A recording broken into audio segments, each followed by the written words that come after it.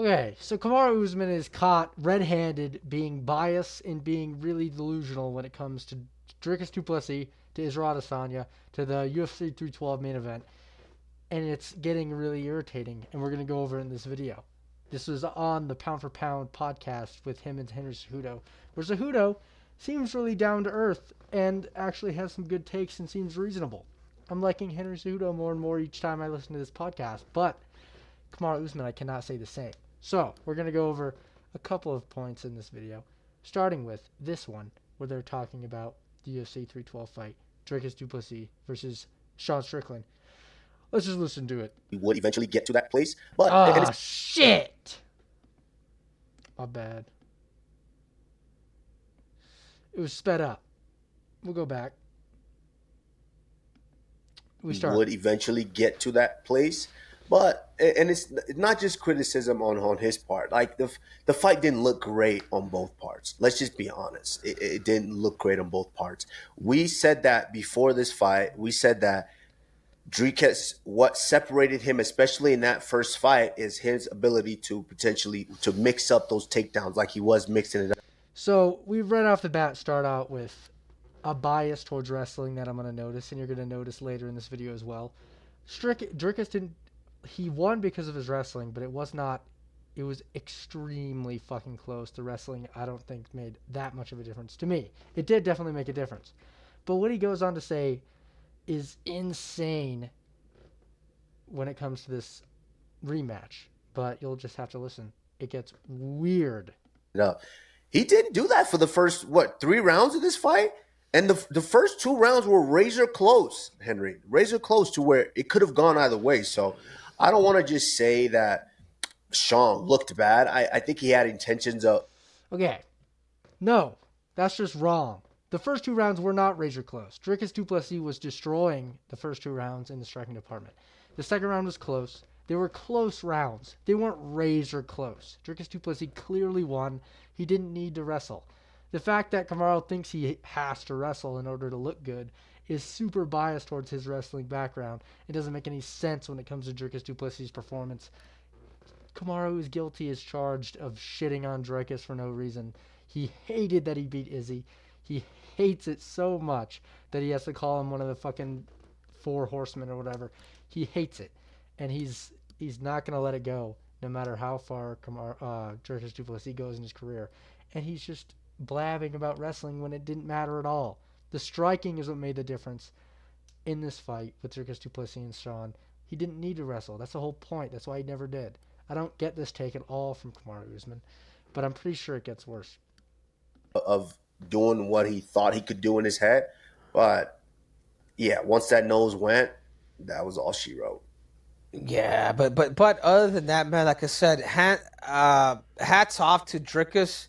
Brought the pressure, mixed the fighting from spitting back punches to kicks to the head to side kicks. Okay, never mind.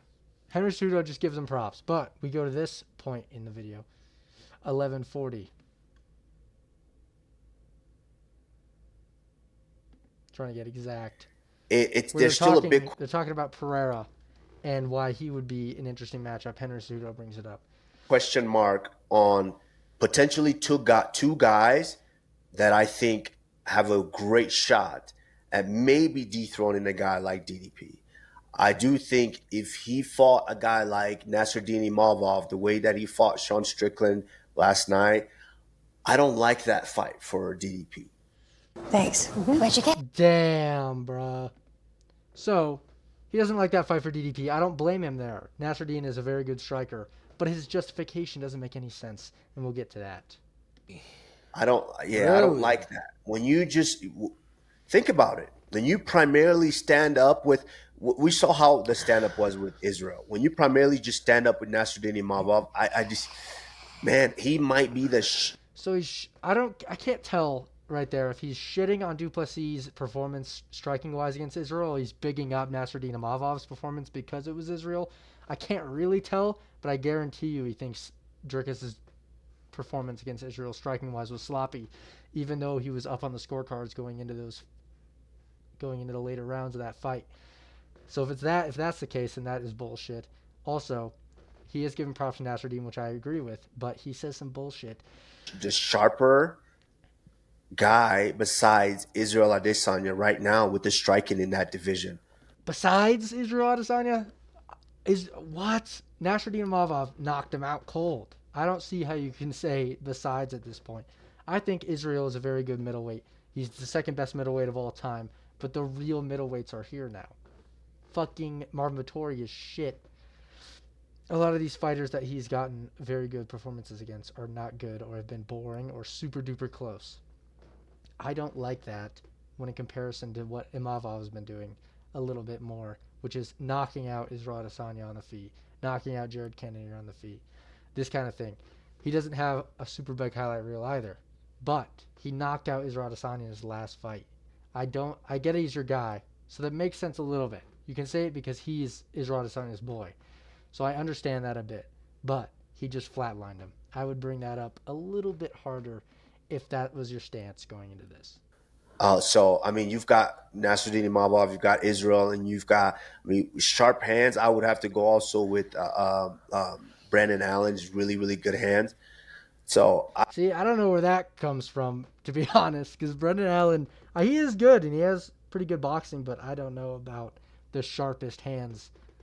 He's predominantly a wrestler. He got outboxed pretty much by Chris Curtis. That is crazy to me that he would say that. Brendan Allen is in the top when there's Kyle Barajo and there's Strickland even. I think Strickland's one of the best strikers in middleweight, even though he has these lackluster performances. Brendan Allen is a weird take, and I don't understand. It makes me think Kamaru Usman's a little bit of a casual, but I hate that word, by the way. I hate the word casual. I'm using it in this sentence, but I hate it overall. But, yeah, that's a weird take for me. I think definitely I want to see those two fights first. Khamzat Chimaev, potentially Nasruddin Imavov, then potentially move up. Because at that point, yes, you can say I've gone through that top 5 in that division. Yeah, I deserve. Okay. He talks about that.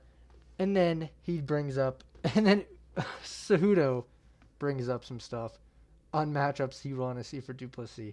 And it gets kind of, Usman has some funny facial expressions. Who wants to fight him. Congratulations to DDP. He put on a masterpiece. I think And in Kamaru Usman's head, he's definitely disagreeing with that. But it doesn't really matter. I understand that. He's sloppy. He's not looking as sloppy as he usually does. I will say that. But he is sloppy. I understand. But I don't really... He's getting a lot less sloppy. So you can't really judge him on that. That was a striking destruction by Du Plessis. I personally think he gets... I personally think he beats up Khamzat Chimaev. I don't think it's going to be easy to submit. I think DDP is scrambly. Come on, bro. His facial expression is insane. How can you be so sure that Khamzat is going to ragdoll Du Plessis in this division? How can you be that sure? How can you be so flabbergasted by that thought? That face is so just hateful. There's no way you can be that confident that Khamzat's just going to bulldoze DDP after what he's been doing and his size and Khamzat's cardio disadvantage. You can't make that face when thinking about that matchup. It is not that far apart.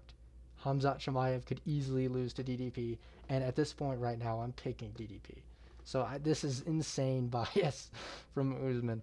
And I think his conditioning, bro. I mean, I'd want to put him up there, even like it's particularly this last fight. It's so fruity. Maybe put him in maybe the top 3, maybe greatest right now cardios in the UFC. Obviously, Merab is one, and then you can see he can't give Du Plessis anything. He has great cardio. I don't understand why Kamaru has to do that. I get that Cejudo is glazing a little bit, but it's rightfully so. He's doing good, and he's defending, and he fucking submitted Israel. That is a huge feat. After out-cardioing him, wow, out-cardioing, fuck. He out-cardioed him, and broke him and submitted him. And I think he's holding on to some salt because of that, But you can't tell me Kamaru isn't salty as fuck and he's not hiding it very well if he is trying to hide it at all. Go 2-3, but whatever it is, he looked freaking good, and he looked so good that 5th round where he was like, "Hey, I was able to go another 5 more rounds." I mean, this guy's ready, and this guy's gonna be a problem for anybody at 185 pounds, and I am excited to see this dude fight Hamzat. And if he beats a guy like Hamzat Chimaev, I would love for him to go up and then fight the winner of Alex Pereira and Ankulaev, or just fight Alex Pereira if he wins. You said a lot there. But Come on. Henry Cejudo gives a lot of praise, which I respect that. You have to give Du Plessis praise after what he's been doing. I don't understand Kamaru Usman's attitude. But I think that's it for this video of Kamaru Usman being salty. We also have this matchup between Emmett and Lerone Murphy, which is interesting, I would say. I'm going to pick Lerone Murphy in this matchup just because I think he is coming into himself to be like a good, solid striker, and he's going to be able to pick apart Emmett on the feet. You know what? With that being said, Emmett has a fucking shit ton of power. And if he catches Murphy, I don't see Murphy's chin really holding that, really. I don't see Murphy withholding a shot, like taking a shot from Emmett clean. Does he get hit is the big problem. This is actually tricky. I might go Emmett by knockout. I don't see Lerone Murphy taking one of Emmett's shots. I know Lerone Murphy is better, and if it goes to a decision, Murphy is winning it clearly. But Emmett can catch him, and I think he might. I'm actually going to go with Josh Emmett by knockout. I think he's going to be able to catch him. I don't think Lerone Murphy has the chin to stop it. That's my hot take for this matchup. I don't think Murphy will be able to stop the power of Emmett. And I think if it does go to decision, it'll be because Murphy picked him apart on the feet the whole time. But I don't see Murphy finishing Emmett. Emmett's really hard to finish. And am I going to say Murphy has good enough boxing like to Pereira to kind of keep it away, or a reach advantage like Yair Rodriguez, even though he won by submission? I'm going to go with no. I'm going to go with Josh Emmett knocking him out. But yeah, a little sloppy this video was, talking like Yoda, but whatever. I'm new to this video reacting thing. So, hope you enjoyed. I will see you soon.